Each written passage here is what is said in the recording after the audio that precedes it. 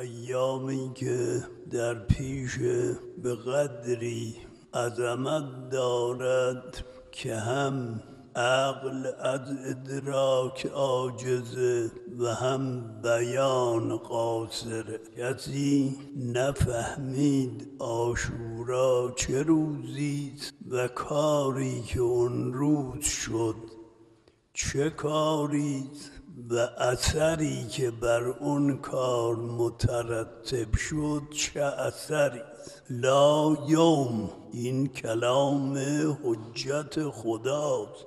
ایام مشتمل بر حوادثی. روزگار روز نوح را دیده و اون سفینه را، روز ابراهیم رو دیده و اون مقامات را، روز موسی، روز عیسی، روز خاتم، روز امیرالمؤمنین. ولی کلام امام اینه: لا یوم که یومک یا ابا عبدالله.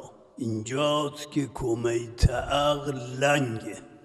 منتها ما از این ایام چون نفهمیدیم بهره‌ای که باید ببریم نبردیم. ایامیست که نسیم وزیده از کربلا بهاریست که قلبها رو زنده میکنه. وقتیست که هر کس ملبس به این لباس از این فرصت استفاده کنه و بذر حقایق مذهب را در مغز عامه مردم منتشر کنه.